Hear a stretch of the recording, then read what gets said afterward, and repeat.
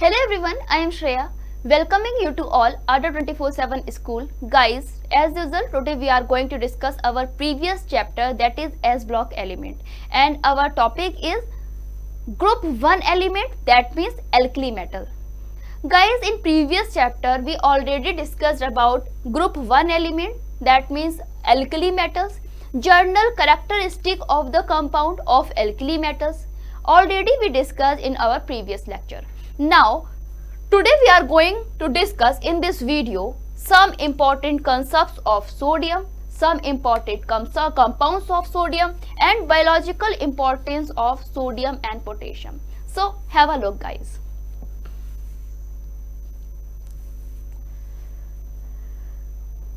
Guys, topic की बात तो करेंगे ही करेंगे, उससे पहले एक बार जो हमने अपने लास्ट लेक्चर में पढ़ाया है उसको डिस्कस कर लेते हैं. तो what will be the summary about previous lecture, that is in position of S block element in the periodic table, कि हमारी पीरियोडिक टेबल में पोजीशन क्या होती है एस ब्लॉक एलिमेंट्स की, वो हमने डिस्कस कर लिया है. साथ ही में मैंने आपको लास्ट लेक्चर में इलेक्ट्रॉनिक कॉन्फ़िगरेशन के बारे में बताया था कि एस ब्लॉक एलिमेंट्स के आप एल्किली मेटल यानी 1A का इलेक्ट्रॉनिक कॉन्फ़िगरेशन आप कैसे लिख सकते हो, उनकी जर्नल प्रॉपर्टीज़ क्या होती हैं. हमने कुछ फिजिकल प्रॉपर्टीज़ और केमिकल प्रॉपर्टीज़ को डिस्कस किया था. मैंने बताया था कि किस तरह से आपकी एस ब्लॉक एलिमेंट में ग्रुप 1 यानी एल्किली मेटल्स की एटॉमिक रेडियाई में चेंज आता है, कैसे वो अपनी पोजीशंस को चेंज करते हैं, इलेक्ट्रॉनिक कॉन्फ़िगरेशन उनका क्या होता है. तो ये सभी चीज़ें हम लोगों ने लास्ट लेक्चर में डिस्कस की थी. उसी के साथ में गाइज हमने आपके साथ में एक चीज़ और डिस्कस की थी. वो क्या था? वो था chemical properties. And chemical properties में आपको मैंने पहले ही एक चीज़ बताई थी कि ये आपकी एयर के साथ रिएक्शन कर लेता है, फोटो इलेक्ट्रिक इफेक्ट्स को शो करता है, हाइड्रोजन के साथ रिएक्शंस करता है, बहुत सारे ऑक्साइड और हाइड्राइड्स को बनाने की टेंडेंसी रखता है, क्योंकि जितने भी हमारे एल्कली मेटल्स होते हैं वो बहुत लूजली अपने इलेक्ट्रॉन्स को डोनेट कर देते हैं, राइट. उनमें इलेक्ट्रॉन्स को डोनेट करने की टेंडेंसी होती है, इसीलिए इनका मेटेलिक कैरेक्टर होता है. साथ ही में ऑक्सीडेशन स्टेट के बारे में भी डिस्कशन हमने किया था. तो ये सभी चीज़ें जितनी भी आपकी फिजिकल केमिकल प्रॉपर्टीज़ थी, जितना भी आपका एस ब्लॉक की एल्किली मेटल से रिलेटेड प्रॉपर्टीज़ थी, वो सभी चीज़ें करैक्टरिस्टिक्स जो थे, जितने भी कह सकते हो आप, सभी हमने अपने लास्ट लेक्चर में डिस्कस कर लिया था. गाइज, अब हम डिस्कस करने वाले हैं कुछ कंपाउंड्स के बारे में कि जो हमारा सोडियम होता है वो किस तरीके के कंपाउंड्स का फॉर्मेशन करता है. तो चलिए गाइज, बिना टाइम को बर्बाद किए हुए टॉपिक की तरफ चलते हैं. Some important compounds of sodium. तो हम सबसे पहले कुछ ऐसे कंपाउंड्स के बारे में बात करेंगे जो कि आपके सोडियम फॉर्म करता है. कौन कौन से वो कंपाउंड्स हैं जो कि सोडियम फॉर्म करता है. गाइस, पहले थोड़ा सा सोडियम का हम बेसिक समझ लेते हैं. Clear? Sodium is an alkali metal. हमारा जो सोडियम है वो कैसा है? वो एक एल्कली मेटल है और ग्रुप 1 का एलिमेंट है. कल बार बार मैं आपको पीरियोडिक टेबल दिखा रही थी और कोशिश कर रही थी कि आप हर एलिमेंट को अपने दिमाग में बिठा पाओ. ध्यान आ रहा है? और मैंने दिखाया था कि किस तरह से आपके S block element periodic table में लेफ्ट साइड में होते हैं, है ना? ध्यान आया? कुछ इस तरह से मैंने आपको दिखाया था. ये था आपका पी एंड ये था आपका डी. तो ये वाला सेक्शन हमारा फर्स्ट सेक्शन आपका ग्रुप 1 कहलाता है और इसी में हमारा सोडियम पाया जाता है, right. The atomic number of sodium is 11. जो हमारा सोडियम है जिसका कि सिंबल होता है Na, अगर हम बात करें इसके एटॉमिक नंबर की, then the atomic number is 11. It is a soft. Sodium is a soft. Guys, if you feel sodium compound in your laboratory, then you can say this is soft. आपने देखा होगा कि lab में छोटे छोटे बिंदी के आकार की व्हाइट कलर के सोडियम्स होते हैं, राइट. तो कैसे होते हैं? सॉफ्ट ही तो होते हैं. आप आसानी से उसको चाकू से कट कर सकते हो. व्हाइट कलर के होते हैं, अभी मैंने बताया. हाईली रिएक्टिव, और हाईली रिएक्टिव होते हैं, बहुत आसानी से ये जल भी जाते हैं. Highly reactive alkali metals. तो अगर हम सोडियम की बात करें तो गाइज ये सॉफ्ट होते हैं, हाईली रिएक्टिव होते हैं और एल्कली मेटल होते हैं. It has 1 electron in its outer most shell. 211 की बात हो रही है, इसका मतलब क्या हो गया? 281. इसके आउटर मोस्ट शेल में एक इलेक्ट्रॉन होता है। क्लियर। नेक्स्ट देखो, on losing it form sodium ion. अगर हमारा ये सोडियम अपने लास्ट इलेक्ट्रॉन को डोनेट कर दे तो ये क्या बनाएगा? तो गाइज ये आपका सोडियम आयन में कन्वर्ट हो जाएगा, यानी सोडियम के ऊपर प्लस चार्ज आ जाएगा। नेक्स्ट देखो, sodium do not occur in free state in nature. जो आपका सोडियम होता है वो फ्री स्टेट में नहीं पाया जाता, यानी अगर हम बात करें सोडियम की तो ये आपके इन्वायरमेंट में फ्री स्टेट में नहीं होता। क्यों नहीं होता? क्योंकि हमको एक बात बहुत अच्छे से पता है कि सोडियम का इलेक्ट्रॉनिक कॉन्फ़िगरेशन होता है 281, आउटर मोस्ट में एक इलेक्ट्रॉन। अगर इस एक इलेक्ट्रॉन को ये डोनेट कर दे तो जो इसका इलेक्ट्रॉनिक कॉन्फ़िगरेशन आता है वो स्टेबल कॉन्फ़िगरेशन आता है। और because of this stable configuration guys क्या हो रहा है बताओ? ये अपने पास वाले इनर्ट गैस के जैसा इलेक्ट्रॉनिक कॉन्फ़िगरेशन गेन कर रहा है। इसी वजह से इसको बहुत जल्दी होती है अपने इलेक्ट्रॉन को डोनेट करने की, और ये फटाफट से इलेक्ट्रॉन को डोनेट करके किसी भी कंपाउंड के साथ रिएक्शन कर लेता है, नया बॉन्ड बना लेता है, यानी नए कंपाउंड का फॉर्मेशन कर लेता है। इसी वजह से हमने लिखा है कि अपना जो सोडियम होता है वो आसानी से फ्री स्टेट में नहीं पाया जाता। क्यों? क्योंकि वो बहुत ज़्यादा रिएक्टिव है, because it is highly reactive.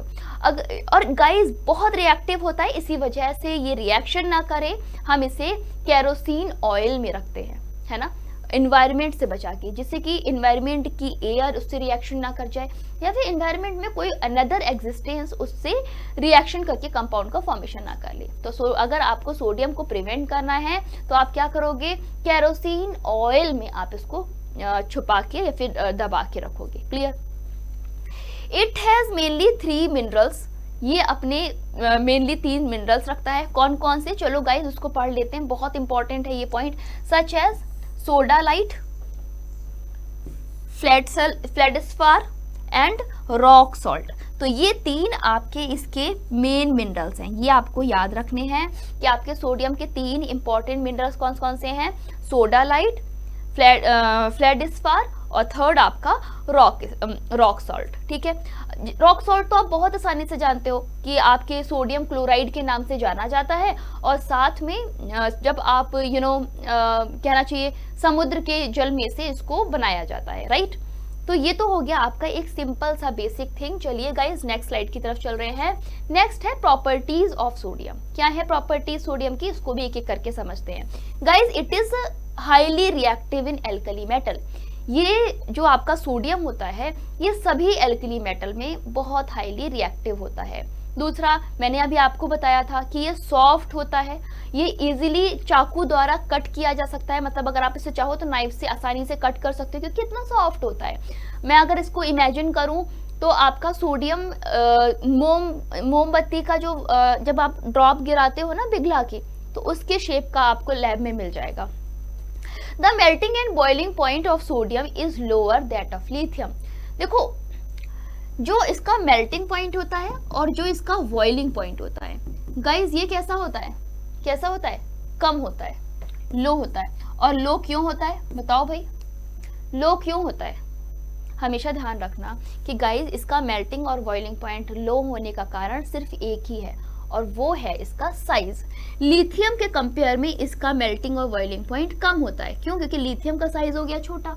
जब लिथियम का साइज छोटा हो गया तो उसमें इंटरेक्शन हो गया ज़्यादा, तो ये अपने इलेक्ट्रॉन्स को डोनेट नहीं करता है, बिल्कुल डोनेट करने को एग्री नहीं होता। और वहीं पर सोडियम का साइज बड़ा होता है तो उससे आसानी से इलेक्ट्रॉन निकल पाता है। इसी वजह से हम कहते हैं कि आपका जो सोडियम होता है उसका melting and boiling point lithium से कम होता है। तो ये भी बात आपको ध्यान रखनी है।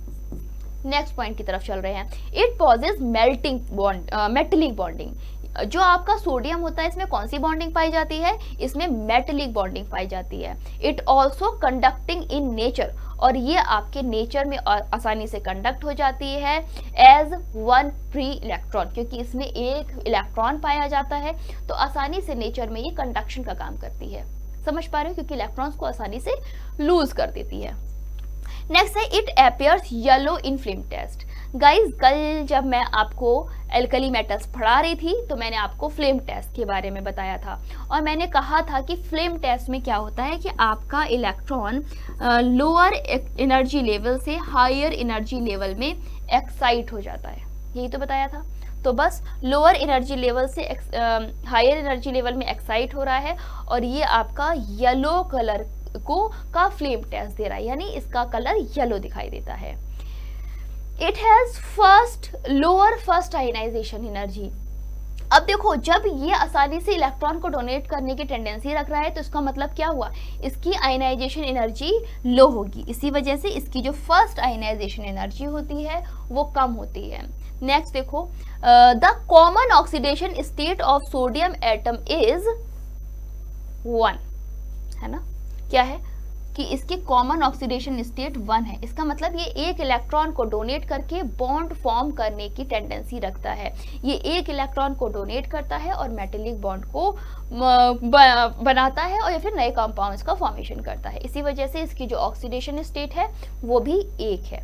जितने इलेक्ट्रॉन्स आपके बॉन्डिंग में पार्टिसिपेट करते हैं, जितने इलेक्ट्रॉन आपके बॉन्डिंग में पार्टिसिपेट करने के लिए अवेलेबल होते हैं, उन्हीं का नंबर आपका ऑक्सीडेशन स्टेट कहलाता है। तो क्लियर हो गया ये चीज। चलो नेक्स्ट पॉइंट की तरफ चल रहे हैं। गाइस, यूज क्या है सोडियम का, देख लें। Sodium ions are primarily found outside the human cell such as nerve cell. हमारा देखो गाइस, जो बायोलॉजिकल टर्म्स है, अब ये यहाँ पर हम लिख सकते हैं इसको बायोलॉजिकल टर्म्स। मैंने इसको अलग से नहीं बताया है, टॉपिक वाइज साथ में लेती जा रही हूँ। तो ये है आपका बायोलॉजिकल टर्म इन सोडियम। तो क्या है, देखो कि जो हमारा सोडियम होता है ये आपका प्राइमरीली कहाँ पाया जाता है, ह्यूमन सेल के बाहर पाया जाता है ना, आपकी नर्वस सिस्टम में पाया जाता है या फिर नर्व्स में पाया जाता है। Second, they regulate flow of water across the membrane, ये आपके वाटर का फ्लो करते हैं पूरे मेम्ब्रेन में। Third, they are needed to transport of sugar and amino acid into the shell, ये आपके शुगर का ट्रांसपोर्ट करते हैं, अमाइनो एसिड का ट्रांसपोर्ट करते हैं, किसमें, सेल्स में, ध्यान रहेगा। तो हमने 3 बायोलॉजिकल टर्म्स पढ़े सोडियम के, कौन कौन से। पहला तो हमारा हो गया कि भाई ये आपका नर्व सेल में और ह्यूमन सेल्स में पाया जाता है, राइट। दूसरा हमारा क्या कह रहा है, दूसरा कह रहा है कि ये हमारे पूरे मेम्ब्रेन में वाटर का फ्लो करता है, क्लियर। थर्ड कह रहा है they needed for transport of sugar and amino acid, transport of sugar and amino acid into the cell, cell में ये आपके शुगर का और साथ में अमाइनो एसिड्स का ट्रांसपोर्ट करता है। चलो गाइज नेक्स्ट पॉइंट की तरफ चलते हैं। अब ये तो आपके बायोलॉजिकल टर्म्स थे, अब बात है इंपॉर्टेंट कंपाउंड्स। सोडियम हमारा, मैंने अभी आपको बताया कि बहुत ज़्यादा रिएक्टिव होता है, जरा सा भी अगर किसी भी एलिमेंट के किसी भी पोजीशन के टच में आता है तो फटाफट से अपना इलेक्ट्रॉन डोनेट करके नए कंपाउंड का फॉर्मेशन करने की टेंडेंसी रखता है। तो जब ये ज़्यादा आसानी से इलेक्ट्रॉन्स का डोनेशन करता है, ज़्यादा आसानी से बॉन्ड का फॉर्मेशन करता है, इसका मतलब ये हुआ कि सोडियम आपके बहुत सारे कंपाउंड्स को रख भी रहा है ना। कौन कौन से देख लेते हैं। The most important compound of sodium that are commercial importance are as follows।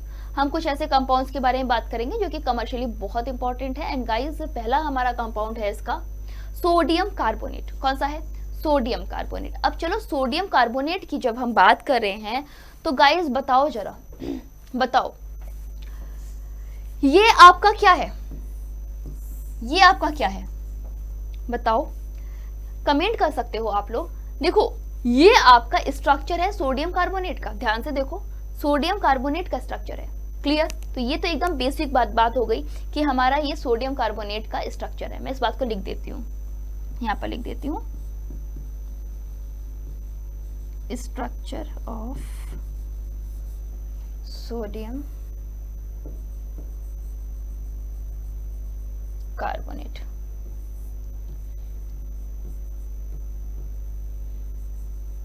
ठीक है जी। अब गाइस देखो इसमें हमारे पास क्या है, it has commonly known as washing soda. आपको क्या ध्यान रखना है इसमें कि सोडियम कार्बोनेट को हम कॉमनली वॉशिंग सोडा के नाम से जानते हैं। नेक्स्ट देखो, विद मॉलिक्यूलर फॉर्मूला Na2CO3.H2O, है ना, और इसका मॉलिक्यूलर फॉर्मूला क्या होता है, Na2CO3, और 10 जल के अणु इसमें पाए जाते हैं। तो गाइज अब आप इसका फॉर्मूला क्या लिखोगे, twice Na plus CO3 minus, ये आपका क्या है, जो सेंटर है ये आपके कार्बन को दर्शा रहा है। तो ये हो गया आपके सोडियम कार्बोनेट का स्ट्रक्चर। क्लियर। चलो गाइज नेक्स्ट पॉइंट की तरफ चल रहे हैं अब। नेक्स्ट देखो आप, it synthesise bye Solvay process. किससे बनाया जाता है इसको हमारा सोल्वे प्रोसेस से बनाया जाता है। ठीक है, क्या होती है सोल्वे प्रोसेस, इसके बारे में हम आगे के स्लाइड में डिस्कस करेंगे।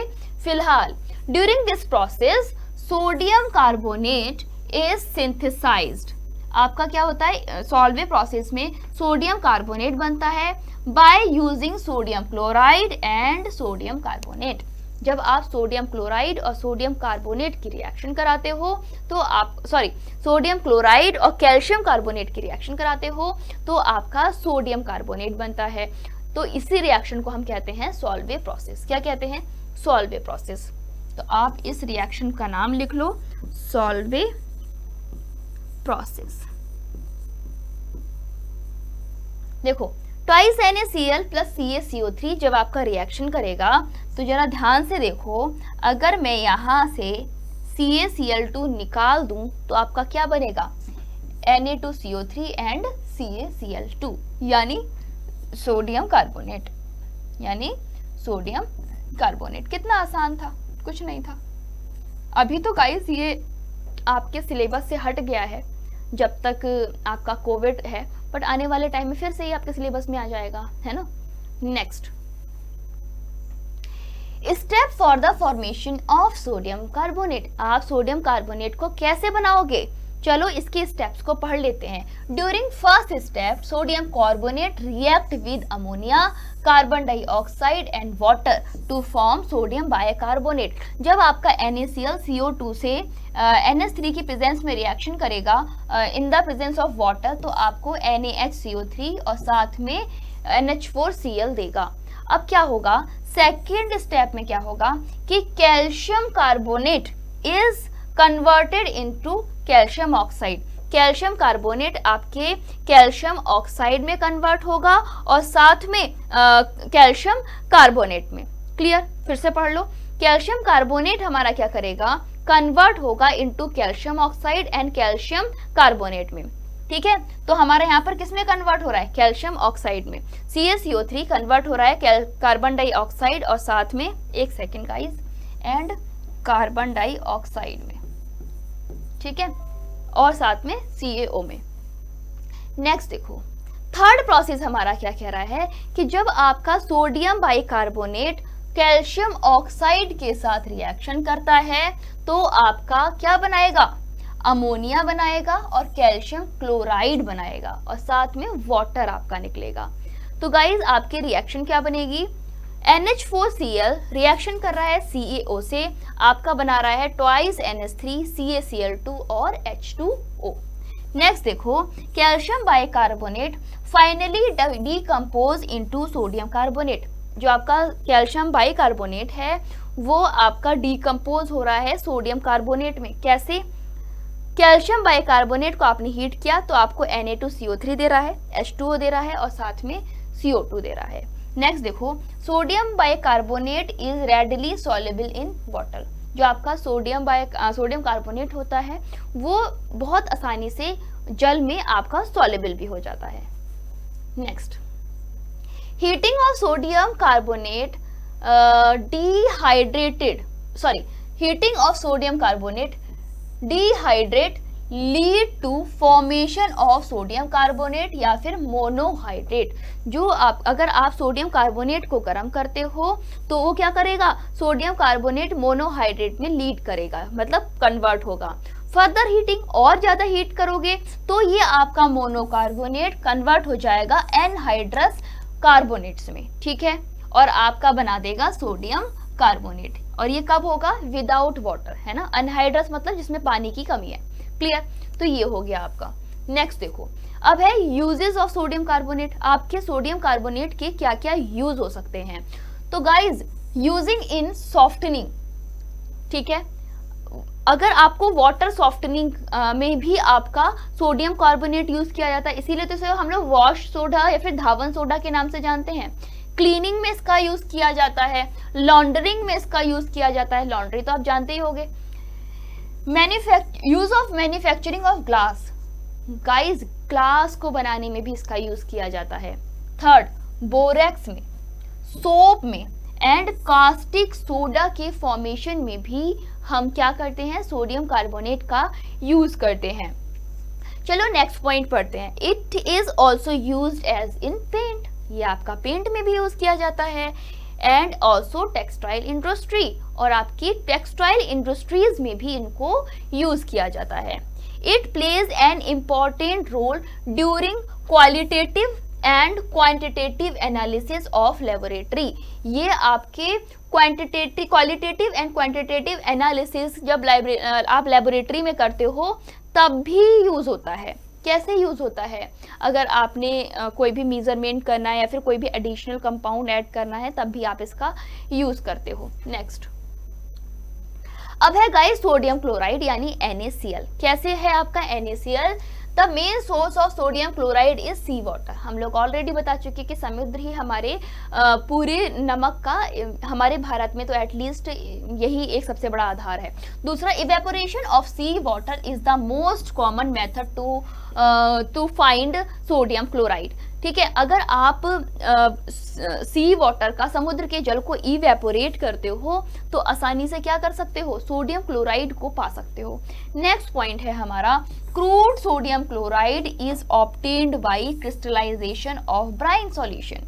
हमारा जो क्रूड सोडियम क्लोराइड होता है वो आपके ब्राइन सॉल्यूशन के क्रिस्टलाइजेशन से प्राप्त होता है, containing sodium sulphate, calcium sulphate, calcium chloride and magnesium chloride. Clear? ये आपके 4 पॉइंट्स हैं। पहला है sodium sulphate, calcium sulphate, calcium chloride और मैग्नीशियम क्लोराइड। तो ये आपके कुछ पॉइंट्स हैं जिसके क्रिस्टलाइजेशन, मतलब जब आप इसे ब्राइन सोडे को क्रिस्टलाइज करते हो तो इसके कंपोजिशन में ये प्राप्त होते हैं। To obtain pure sodium chloride, अगर आपको प्योर सोडियम क्लोराइड पाना है तो गाइस क्या करना होगा, crude salt is dissolve in water and filtered into two remove impurities. आपने क्रूड सॉल्ट को पानी में डिसॉल्व कर लेना है और फिर उसको छान लेना है। तो क्या होगा, जितनी इम्प्योरिटीज होंगी वो आपकी फिल्टर के ऊपर आ जाएंगी और प्योर आपका जो सॉल्ट है वो नीचे चला जाएगा। क्लियर? अब हम इस पिक्चर को समझ लेते हैं। देखने में तो बड़ी क्यूट सी है ना ये पिक्चर। देखो गाइज, एक क्यूब जो होता है ना, बिल्कुल क्यूब के ऊपर आपके हर किनारे पर आपके आयंस लगे हैं तो आपका NaCl बन रहा है। कैसे? रेड वाला जो है वो हमारा Na आयन दिख रहा है और Cl वाला ग्रीन वाला Cl माइनस आयन दिख रहा है। तो आप क्या नोटिस कर रहे हो कि एक Na plus ion 6 Cl minus ion से घिरा हुआ है, और यहाँ पर एक Cl आयन की अगर मैं बात करूं तो यह 6 Na प्लस आयन से घिरी हुई है।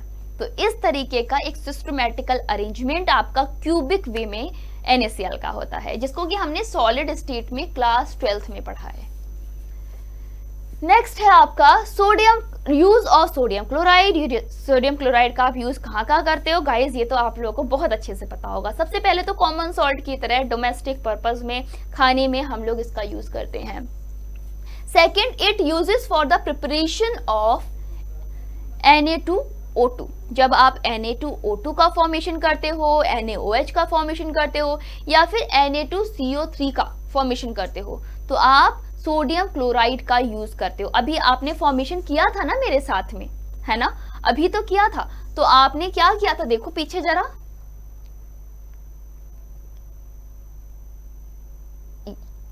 हाँ ये देखो NaCl का आप यूज कर रहे हो ना जब आप सोडियम कार्बोनेट बना रहे हो। तो वही चीज आपको लिखी हुई है यहाँ पे कि जब हम सोडियम कार्बोनेट बनाते हैं तब भी NaCl का यूज करते हैं। गाइज, अब हम बात कर लेते हैं सोडियम हाइड्रोक्साइड की यानी NaOH की। चलो देखते हैं। सबसे पहले तो एक बेसिक बात कि हम लोग सोडियम हाइड्रोक्साइड को कहते क्या है। सोडियम हाइड्रोक्साइड का कॉमन नेम है caustic soda and the process of formation of sodium hydroxide is known as Kastner-Kellner cell। तो ये है आपका कास्नल कैनल सेल। इसके एनोड पर हमारी रिएक्शन कौन सी हो रही है, क्लोरीन गैस हमारी एनोड पर रिएक्शन दे रही है और क्लोरीन गैस की तरह क्लोराइड आपके क्लोरीन गैस एनोड पर निकल रही है। जबकि अगर बात करें कैथोड पर, तो कैथोड पर आपका सोडियम मेटल बन रहा है, राइट। सोडियम मेटल और मरकरी दोनों मिलकर आपके सोडियम एमलगम का फॉर्मेशन एनोड पर कैथोड पर कर रहे हैं, जबकि एनोड पर हमारी गैस निकल रही है। तो ये है आपका पॉजिटिव कार्बन एनोड और ये है आपका निगेटिव कैथोड। तो इस मरकरी के कैथोड पर जब आपका सोडियम आता है तो क्या देता है, सोडियम एमलगम बनाता है। Clear. Next, electrolysis of sodium chloride to form sodium hydroxide. During the electrolysis reaction, mercury is used as cathode and carbon is used as anode। हमारा मरकरी कैथोड की तरह यूज हो रहा है, कार्बन एनोड की तरह यूज हो रहा है। Sodium combine with mercury to form sodium amalgam. जब सोडियम मरकरी के साथ कंबाइन करती है तो सोडियम एमलगम बनाती है और कैथोड पर हमारी क्लोरीन गैस इवॉल्व होती है। Sodium hydroxide is white solid. Sodium hydroxide क्या है, व्हाइट सॉलिड है और ये जल में विलेय है। वहीं पे सोडियम हाइड्रोक्साइड क्रिस्टली है ना, या फिर डेलिक्वेंस है। नेक्स्ट है आपका sodium hydroxide react with carbon dioxide and form Na2CO3। जब आपका सोडियम हाइड्रोक्साइड कार्बन डाइऑक्साइड के साथ रिएक्शन करता है तो Na2CO3 बनाता है। नेक्स्ट देखते हैं uses of sodium hydroxide. Guys, sodium hydroxide के यूजेस क्या हैं? It use in the manufacture of soap. ये आपके सोप को बनाने में, पेपर को बनाने में, आर्टिफिशियल सिल्क को बनाने में यूज किया जाता है। दूसरा, it use to absorb during petroleum refining. जब पेट्रोलियम रिफाइनिंग होती है तब भी इसका यूज किया जाता है। इसका यूज टेक्सटाइल इंडस्ट्री में किया जाता है, कॉटन इंडस्ट्री में किया जाता है। वहीं पर it use as the participating agent in the laboratories. ये लेबोरेटरी में भी पार्टिसिपेट करने में यूज किया जाता है। Next guys, another use of sodium hydroxide is during preparation of fat and oils. इसका दूसरा यूज क्या है कि जब आप फैट और ऑयल का प्रिपरेशन करते हो तो भी आप सोडियम हाइड्रोक्साइड का यूज करते हो। नेक्स्ट देखो, sodium hydrogen carbonate, it is also use as baking soda, ठीक है, with the molecular formula NaHCO3। ठीक, सोडियम हाइड्रोजन कार्बोनेट की अगर हम बात करें तो ये किसके नाम से जाना जाता है, खाने वाले सोडे की तरह, बेकिंग सोडे की तरह। इसका फॉर्मूला होता है NaHCO3। अब इसको बनाते कहते हैं गाइस, जब आपका NaHCO3 कार्बन डाइऑक्साइड से रिएक्शन करता है तो जल देता है और Na2CO3 देता है, यानी कार्बन डाइऑक्साइड का डिकम्पोजिशन होता है। नेक्स्ट देखो, सोडियम कार्बोनेट और कार्बन डाइऑक्साइड का बनना सोडियम हाइड्रोजन कार्बोनेट को बनाता है, ठीक है। और it use as an antiseptic, ये आपके एंटीसेप्टिक की तरह यूज किया जाता है जब आपको स्किन इन्फेक्शन हो जाता है। ये आपके फायर मशीन में यूज किया जाता है। वहीं पर ये आपकी बेकरीज में पेस्ट्री बनाने में, केक बनाने में भी प्रयोग किया जाता है, जिससे कि उसे फुलाया जा सके। तो गाइज, ये था हमारा टॉपिक। आई होप कि आपको समझ में आया होगा। हमने इस पूरे टॉपिक में जितने भी आपके एल्कली मेटल से इंपॉर्टेंट कंपाउंड्स थे उनको डिस्कस किया। तो चलिए, अभी के लिए thank you so much for watching.